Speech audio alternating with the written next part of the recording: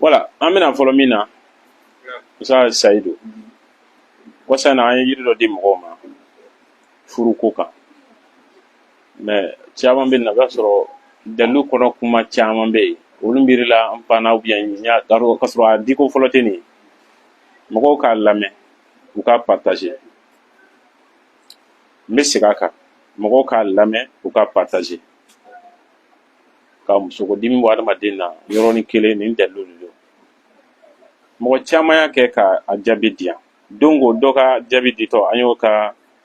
fɛn bila mɔgɔw ka se k'a lamɛn mais o kɔnɔna na i b'a sɔrɔ mɔgɔ caman bɛ yen u bɛ k'an wele k'an ɲininka fɛn caman na dalilu an y'a bila ka kɔrɔ yɛrɛ a faamuyara ala k'an bɛn sababa ma donc an y'a bila ka kɔrɔ an b'a fɛ dɔrɔn mɔgɔw ka faamu kilisi bɛ kɛ miseli de la o y'a sɔrɔ i ye gari don miseli la o la n'i bɛ miseli turu yiri la sisan i bɛ kilisi de kɛ miseli da la n'i bɛ ka muso de ɲini ka ɲɛsin cɛ ma i bɛ kilisi in kala siɲɛ 4 n'i bɛ ka cɛ yɛrɛ de ɲini ka ɲɛsin muso ma i bɛ kilisi in kala siɲɛ 3 miseli la o la i bɛ kelen genge yiri kɔrɔn fɛ ka kelen genge bani fɛ ka kelen genge baba fɛ côté 4 bɛɛ lajɛlen na n'i y'a kɛ cogo ye parce que n b'a dɔn mɔgɔ caman b'a fɛ k'a kɛ mais ɲininkali cayalen don a faamuyara ala k'an bɛn sababa ma donc n'a kɛra sa n'i y'a tura la i bɛ yiri fara bɔ i ye yɔrɔ min turu miseli turu yɔrɔ min o fara bɔ ni miseli ye kana to miseli ka bin donc n'o kɛra sa i bɛ sɔrɔ ka miseli turu ka a ɲɛfɛ ka bɔ i bɛ miseli kun minɛ ka bɔ dɔɔni ka sɔrɔ ka miseli tigɛ ka bɔ a la o ye miseli ka baara bannen dɔw fana bɛ fɔ ko miseli bɛna kɛ de o miseli n'a ka di ye a fili n'a yɛrɛ baara b'i bolo so taa n'a ye i bɛ taa mago ɲɛ a la ala k'an bɛn sababa ma o la n'i nana n'a ye tuma min na yiri in fana i b'a susu de k'a mugu kɛ koliji la ka to ka ko n'a ye nin y'a kɛ cogo ala k'an bɛn sababa ma an kun y'a fɔ mɔgɔw ye tan ala k'an bɛn sababa ma inshallah o la an tun ko an bɛna kuma dalilu filanan jumɛn kan wala an ye salatul fatih fɔ mɔgɔw ye salatul fatih an delila ka n bɛ se ka segin kilisi kan kilisi min bɛ k'a la o de ye tu bisimila maka o maka bada la maka kɔlɔnda la maka kɔda la maka jeni bɛ ka makan wele ne karisa de bɛ ka makan wele muru ka ta ne ni karisa cɛ i ni muso min de b'o tɔgɔ fɔ busan ka ta ne ni karisa cɛ karisa kana se ka fara ne la muru ka ta ne ni karisa cɛ karisa kana se ka fara ne la bise ka ta ne ni karisa cɛ karisa kana se ka fara ne la marifa ka ta ne ni karisa cɛ karisa kana se ka fara ne la a faamuyara i b'a fɔ nin fɔcogo la tan i bɛ tila ka a tugu a la k'a continuer fo ka taa la joli ka bɔ ne ni karisa cɛ a kana se ka fara ne la tasuma ka minɛ ne ni karisa cɛ a kana se ka fara ne la ka saka donda ye ne ka ko la a kana bɔda ye ne ka ko la ne ko ala ne ko akira ni y'a kilisi de a faamuyara a bɛ baara caman kɛ dɛ mais an y'a di nin sira fɛ fɔlɔ a bɛ baara caman kɛ mais an y'a di nin sira fɛ fɔlɔ sinon kalabali kilisi yɛrɛ ɲuman yɛrɛ dan don voilà mais an y'a di furukɛlaw ma an y'a di k'a sababu kɛ cɛkɔrɔba dɔ de y'an wele fila cɛkɔrɔba dɔ don ne y'a sababu fɔ a don kama cɛkɔrɔba in ala y'a lajarabi ni muso ko de a yɛrɛ ta de don a tɛ i n'a fɔ a bɛ ka baara dɔ ye dɛ a yɛrɛ ta de don muso taara bon bɛɛ sɔrɔ nin morikɛ yɛrɛ tɛ ka se ka muso sabati donc o la ne dalilu fɛn fɛn fɔ ne fɔra ka dalilu min fɔ o ye arakul hakim arafadul wadud parce que ale ye dalilu ye muso baara la ne bɛ kale ale kan mara n'a ɲɔgɔn bɛ mais ale baara ye tile 9 ye mais an m'ale bila mais ne nin yiri in de d'a ma n k'a ka nin kɛ a k'a jaabi di an ma joona joona ni mɔgɔ ma da dalilu la i t'a fɔ k'a ye nin kɛ a ka jaabi di yan n'i y'a di mɔgɔ ma i b'i yɛrɛ ɲini de parce que tiɲɛ tɛ o ala k'an bɛn sababu ma n'i y'a ye an bɛ dalilu di ka tila ka yan sisan a y'a kɛ a ka jaabi d'a ma parce que an b'a dɔn an y'a di ni ŋaniya min ye an b'a dɔn fana an ye fɛn min di n delila k'a f'i ye hali kunu n y'a f'i ye n ko ka ne ɲininka ko ne ka dalilu min di k'a tɔ ye nin a tɔ tɛ nin ye a b'i n'a fɔ i ye ne fa ni ba nin quoi wallahi parce que ne t'a dɔn e ye jɔn ye ko ne bɛ dalilu tigɛ e kɔsɔn ne y'a di n ko ala de ne y'a di n ka dugawu kɛ n ka cɛkɔrɔba ye mɔgɔ bɛ se ka adamadenw nɛgɛ k'u bila nkalon baara la ko ka dugawu k'i fa ye wa est ce que i tɛ danga yɛrɛ sɔrɔ mɔgɔw b'a baara yɛrɛ u ka kɔrɔ n'i fa ye mɔgɔ bɛ k'i débrouiller ka ne ka dalilu baara wallahi a dɔw man kɛnɛ mais ni nkalon dɔ don a bɛ i n'a fɔ i bɛ ka banabaatɔ la nɛgɛ ka a tɔɔrɔ sa Saidu kɔsa in na dɔ delila ka fatu ka ne ka numéro ta ka téléphone na a bɛ i n'a fɔ a ye ne wele de crédit kun t'a kun ou bien a ma don de wa a fatulen kɔ a bɛ i n'a fɔ baaraden de don patron de nana buguda la ka na sɔrɔ a su bɛ yen ale t'a dɔn a bɛ bɔ dugu min yɛrɛ la ale kɔni y'a ta baaradenya la dɔrɔn donc ka sɔrɔ ka téléphone lajɛ k'a ye a kɛlen don ka mɔgɔ min wele ka caya saya ɲɛkɔrɔ o ye ne de wallahi a don a ye ne miiri janya kosɛbɛ parce que mun na i b'a sɔrɔ a ye jigiya dɔ de bila a yɛrɛ kan ni karisa sɔrɔ a bɛ se ka sababu dɔ di yan min bɛ nin kisi ni ɛri la n'i y'a ye tuma dɔ hali appel 900 dɔw tuma dɔ la ne bɛ se ka dɔw wele a kun ye nin de ye o jigiya mun mɔgɔ sara n'o jigiya min ye an karamɔgɔ saya waati i ye mɔgɔ kɔni bolo dalen mɔgɔ ka téléphone numéro kan i jigi b'o kan dɛ mais mun y'a jigi da n kan a y'an ka fɛn dɔw de ye ka tiɲɛ k'a la o de la degun mana na dɔrɔn a bɛ min ye dɔrɔn n ka karisa fɛnɛ wele a ka solution dɔ ɲini di yan nin ko in na ala k'an bɛɛ sababu ma bon n'i y'a dɔn ka fɔ adamadenw jigi dar'i kan ka se o niveau la a bɛ dɔ fara i ka yɛrɛmajigin kan a bɛ dɔ fara i yɛrɛ ka jitɔya kan parce que mɔgɔ o mɔgɔ ni Alahu Taala ye k'a bɛ kɔrɔta d'i ma i kan ka kɛ jitɔ de ye jitɔya tɛ k'a fɔ i tɛ se mɔgɔ la koyi jitɔya yɛrɛ de i ka siran mɔgɔw ka gasi ɲɛ jitɔya yɛrɛ de i ka se ka adamaden i yɛrɛ ka temps bila mɔgɔw ka temps ye o de ye jitɔya ye mais n'i taara ne jalagɛlɛya sira o ye yadalenya de ye ka yira mɔgɔw la aw kan ka ne bonya jagoya de la o ye yadalenya de ye ala k'an bɛɛ sababu ma donc dalilu ninnu di kun yɛrɛ de ye nin voilà n'a sɔrɔ a faamuyara an bɛ taa ɲɛfɛ an delila ka suratul fatihu di اللهم صل على سيدنا محمد الفاتح لما أغلق والكاتم لما سبق ناصر الحق بالحق والهادي إلى صراطك المستقيم وعلى آله حق قدره ومقداره العظيم ما فمغو يكن دلوتا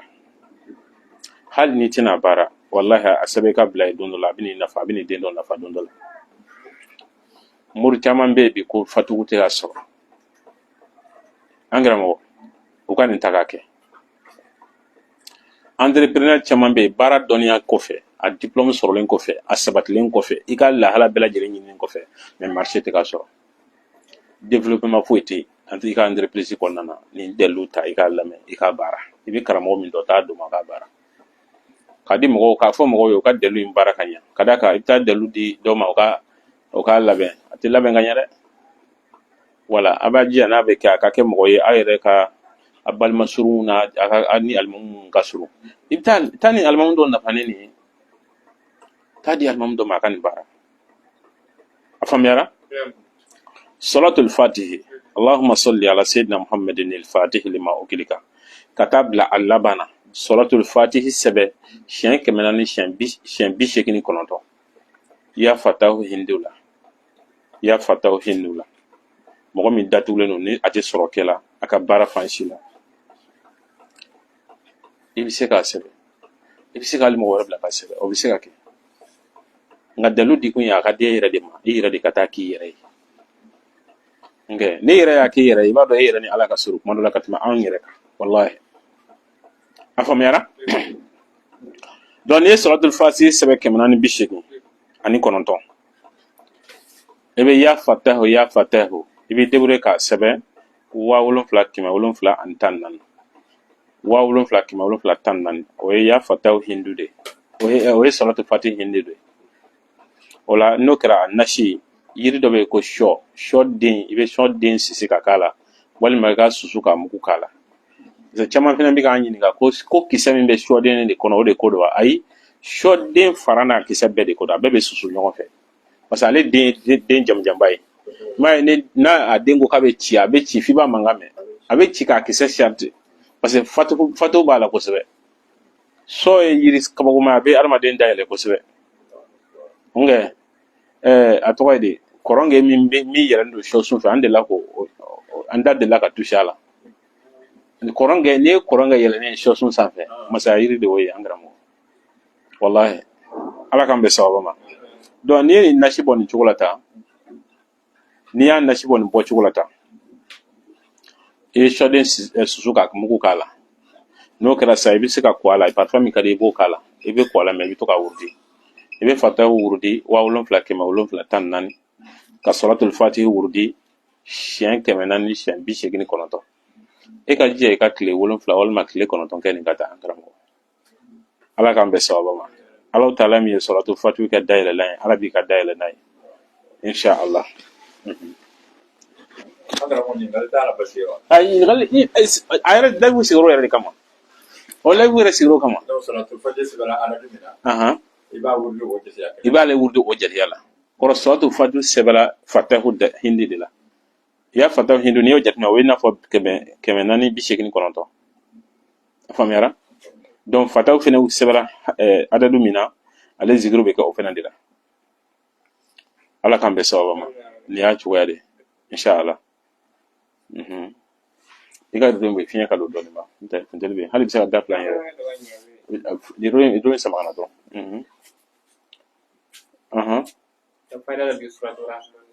suratul rahman insha Allah ni ala sɔnna an bɛna se yasin ma sisan insha Allah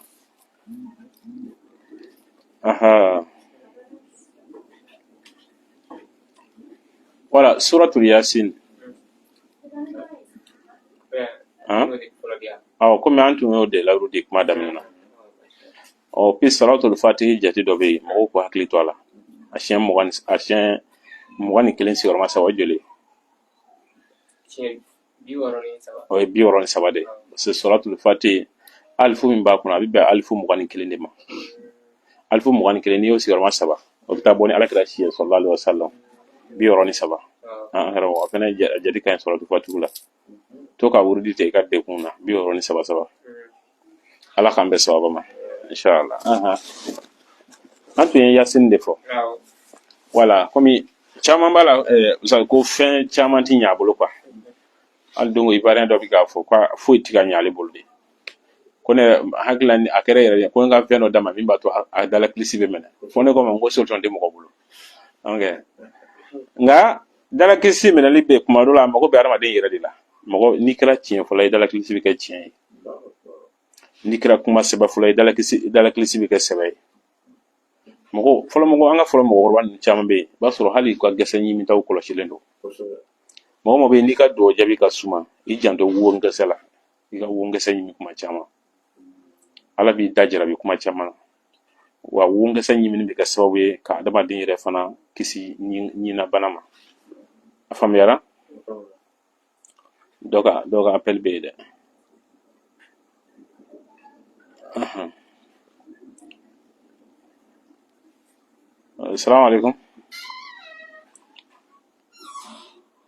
assalamu alaikum ne ba somɔgɔw bɛ ba bisimila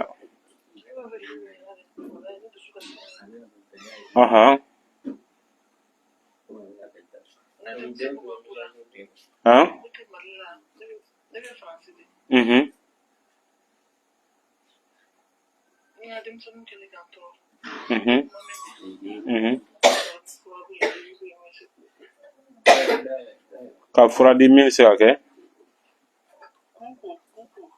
ni ala sɔnna an bɛna tila k'o dɛmɛ inshallah inshallah an b'an bamuso fɔ kosɛbɛ mɔgɔ de bɛ hakili to a la k'a denw tɛ a ka kan mɛnna o t'a bonya donc an bɛ dalu min di pour que o bɛ se ka lafiya a bɛ se ka u ka kuma mɛn cogo min na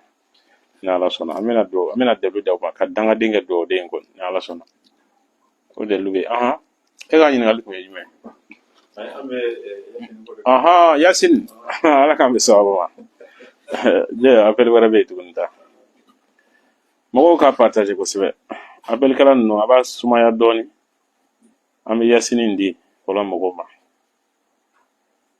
assalamu alaikum ale taara on ɲana a bɛ se ka appel to ten fɔlɔ ni ala sɔnna mais a y'a partage kosɛbɛ a ka aimé kosɛbɛ mɔgɔw ka se ka a sɔrɔ yasin wal qur'anul hakim ustaz an ka cɛkɔrɔba y'an kalan na sira dɔ la an y'a bila réseau de kan wallahi mɔgɔ caman fɛnɛ y'a kɛ k'a jaabi d'an ma. A faamuyara? Dalilu ko ye an bɛ dalilu di réseau la mun na? I b'a sɔrɔ sa a caman na a ka di mɔgɔ caman ye an k'u dɛmɛ fi sabilillah, mais i b'a sɔrɔ ne tɛna se ka baara kɛ o kan. Tuma dɔ la n'i ye dalilu d'a yɛrɛ ma, a bɛ se k'a den dɔ sɔrɔ k'a nasi bɔ ka d'a yɛrɛ ma. A bɛ se k'a balima dɔ kalan na u b'a dɛmɛ k'a k'a ye. A bɛ bɔ dingɛ kɔnɔ wa a ka dalilu b'a yɛrɛ bolo fana. N'a ɲɔgɔn bɛ mɔgɔ wɛrɛ kan a bɛ se k'o tigi nafa.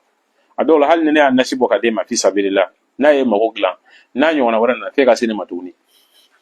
Mais ni dalilu de yɛrɛ ma dun, ala k'an bɛn sababa ma. Nina Mamadu na nin ka fɛn lajɛ tan. Tɔgɔ ye di? Suratul Yasin. Mɔgɔ min bɛ yen ko fosi tɛ ɲɛ i bolo, i bɛ ala deli kɛla i tɛ nɔya la, i bɛ fɛn fɛn kɛla i tɛ nɔya la. N m'a fɔ kilisiw dɛ, n bɛna tila ka se kilisi ma, mun b'a to kilisi min minɛ adamaden ma, n bɛna se o ma.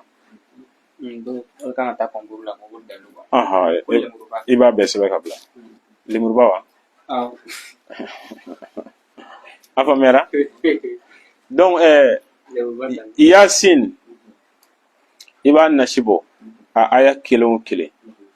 kul ya ayyuhal kafiruna ka taa bila laban na i b'o sɛbɛn Yasin aya bɛɛ kɔfɛ. N ko mɔgɔ mɔgɔ b'i la ko siri b'a la, i sirilen don i ka feere la, i sirilen don i ka baara la, i sirilen don fɛn fɛn la, wallahi n'an taara lahara ka ne segin ka na i ka ne ɲininka ne kunun don fɔlɔ ka bɔ kaburu kɔnɔna na ko e bɛ dalilu jumɛn dɔn siritigɛla kan min ɲɔgɔn tɛ yen, wallahi ne b'a fɔ Yasin. An y'a di mɔgɔw ma cogo min na ta réseau kan u t'a filɛ fɛn ba ye, parce que dɔw bɛ ten n'u ye fɛn ye réseau kan dɔrɔn ko réseau ka dalilu don quoi. Nka an karamɔgɔ o lagosikɛla ninnu tɛ e k'i da i k'a ta kuma dɔw la hali ni kɛra wabiya ye i da i k'a ta kana fɛn fɔ mɔgɔ ye, tigi i ka nasi bɔ i k'a baara, wallahi n'i b'a fɔ ne i b'a fɔ ala kɔni ye. A faamuyara? Mɔgɔw k'a faamu fosi de tɛ kuranɛ bɔ.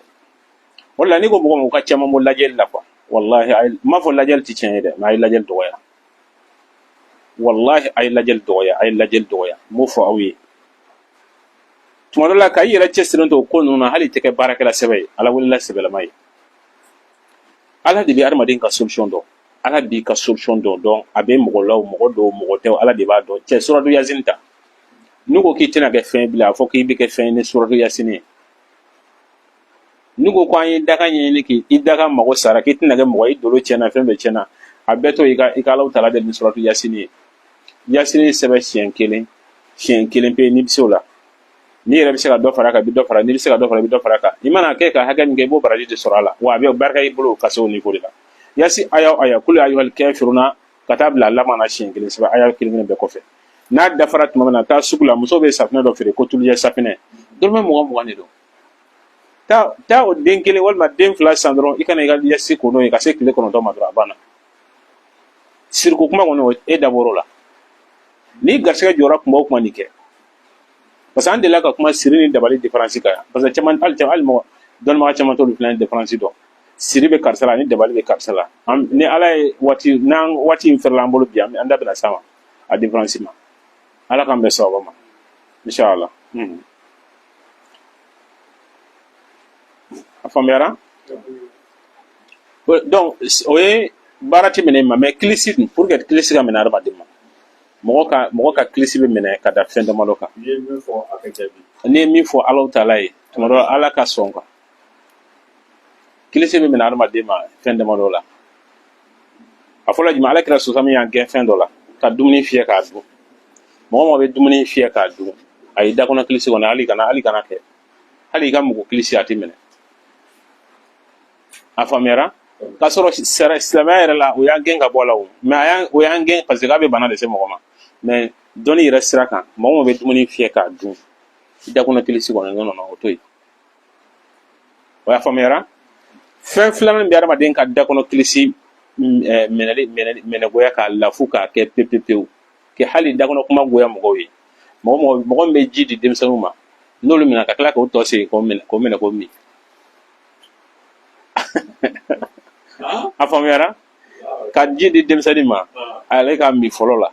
N m'a fɔ i yɛrɛ minɛ fɔlɔ k'a d'a ma dɛ, i bɛ min fɔlɔ k'a d'a ma hali n'a tɔtɔ i yɛrɛ bɛ se k'o min, mais e ka fɔlɔ ka ji sɛnɛlen ka na k'a di denmisɛnnin ma denmisɛnnin k'a min o minɛn o tɔ yɛrɛ sa i bɛ fɛ k'i ta ɲɛnabɔ n'o ye an karamɔgɔ. i ka dakɔnɔ kilisi bɛ kɛ mɔgɔw da komi denmisɛnnin kan wa a tɛ minɛ barika tɛ ka dakɔnɔ kilisi la n m'a fɔ jurumi b'i la ala yɔrɔ dɛ o ye ala ka kiti de ye mais dakɔnɔ dɔw kɔni dakɔnɔ kilisi kɔni na i sen b'o la a tɛ minɛ i ma a faamuyara donc fɛn filanan bɛ mɔgɔ ka dakɔnɔ kilisi sabanan bɛ mɔgɔ ka dakɔnɔ kilisi minɛli goya n'a b'i ka dakɔnɔ kilisi minɛli goya o ye ka i tugu ka nkalon tigɛ i b'a dɔn ko dɔ ti tiɲɛ ye k'i tugu a kan k'a fɔ ko nin de kɛra walima ka kɛ nkalon seereya ye maa ma taabolo ye nkalon tigɛ ani nkalon seereya ye o b'o kɛ nɛngo min na a ka gɛlɛn i ka dugawu telimanko la ko ala taala k'o minɛ teliya la a faamuyara nin de y'a ɲuman ye parce que ibrahim cɛ in ko a ma ko ale b'a bɛɛ kɛ k'a si tɛ minɛ a ka janto ninnu na ala k'an bɛ sababa ma o de la mɔgɔ bɛ n'i b'a fɛ i ka kɛ dugawu jaabi tigi ye i kuma cogo kɔlɔsi kana sɔn k'i da don fɛn bɛɛ la i kan k'i kuma waati de dɔn i kan k'i kuma yɔrɔ de dɔn wa kana sɔn ka fɛn bɛɛ seereya min perewu t'i bolo a bɛ ka fisa ka to ka nkalon kan i b'a dɔn fɛn dɔ tɛ tiɲɛ ka tila ka kale a ka ko tiɲɛ don hali commerçant fɛn fɛn b'a kɛ a bɛ kɔdi de don i ka baara la wallahi a bɛ kɔdi don i garisɛgɛ la ka i tugu k'a dabɔ a kama ka déjà feere ko périmé don ko wallahi ko périmé de don ou bien ka tellement que i mago bɛ tɔnɔ la ka nkalon tigɛ client ye ko wallahi ne yɛrɛ ta min y'a la a tɛ tɛmɛ 100 kan k'a sɔrɔ i ta min y'a la a ka ca 1000 ye i b'o kalikan min kɛ ɲɔdɔ i t'a jate dɛ wallahi a bɛ hadamaden kɔdi don mɔgɔ garisɛgɛ la wa n'i kɛra dugawukɛla yɛrɛ fɛnɛ a bɛ dakɔnɔ kilisi a bɛ kɔdi k'a la ala k'an bɛ sababa ma inshallah an tun b'a fɛ k'o fɔ kilisikɛlaw ye inshallah i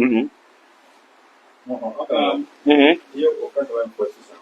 ka fɔ o de bɛ kɛ sababu ye ka barika bɔ mɔgɔ da kan min bɛ barika don a la hakili la min bɛ barika don dalakan na a fɔlɔfɔlɔ ye jumɛn ye min bɛ adamaden yɛrɛ da barika parce que dɔw b'a ko pati bɛ mɔgɔ dala kilisi minɛ goya o tɛ tiɲɛ ye kana sɔrɔ i da kasama yɛrɛ k'a lajɛ de fiyewu min bɛ adamaden yɛrɛ da barika kosɛbɛ kosɛbɛ o ye dakɔnɔ dɔw caya ye n'i ye nin fɛn ninnu kɔlɔsi i yɛrɛ la to ka i dakɔnɔ dɔw caya kuma bɛɛ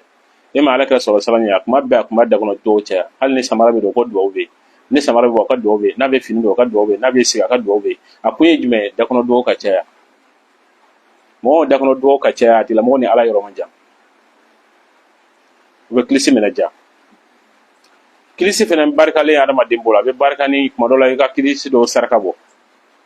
misaliya sisan n'an filɛ ka maga o maga di e b'a fɛ ka sigi a kan k'a k'i ka taabolo ye k'a bɔ mɔgɔw ye i n'a fɔ an delila ka kilisi dɔ di mandiya kan musokɔrɔba dɔ ko ne ma Côte d'Ivoire k'ale yɛrɛ bɛ k'a ka denbaya balo bi ala n'an ka kilisi na wallahi k'ale b'a turubara donna musow ye 1000 ani tafe 3 ko fɔ k'a fɔ ne ɲɛna n ko ne ka foyi t'a la n y'a di ala de kama dɔrɔn ne ka sara t'e bolo a bɛ ala de bolo e kɔni ka dugawu kɛ ne ye dɔrɔn a banna donc n'i y'a laɲini ka sigi kilisi min kan k'i ka taabolo ye kuma dɔ la i ka sarakatu bɔ o sarakatu bɛ bɔ ni jumɛn ye charbon sɛgɛkata ani forontobani i y'a faamuya i bɛ nin de fara ɲɔgɔn kan i b'a fɛ ka kilisi min saraka bɔ i b'o kilisi siɲɛ 7 walima o siɲɛ 70 ɲɔgɔn ka fɛn saraka in na ka sɔrɔ ka taa si gabugu kɔnɔna na walima ka si ɲamanton na ne dugu jɛra i bɛ taa di delilikɛla dɔ ma mais i jija ka wari da kan parce que sinon n'a taara a dayɛlɛ k'a ye charbon ni foronto ni fɛn dɔ a dusu bɛ kasi mais vrai n'i ye wari da kan i b'a ye a b'a fɔ wari ko in de kɛra la kunnadiya yɔrɔ ye ala ka limina d'a ma wa n'i ye nin kɛ kilisi kilisa o ye kɛlen ta de o ye kudɛmu maralen de fɛ ala k'an bɛ sababu ma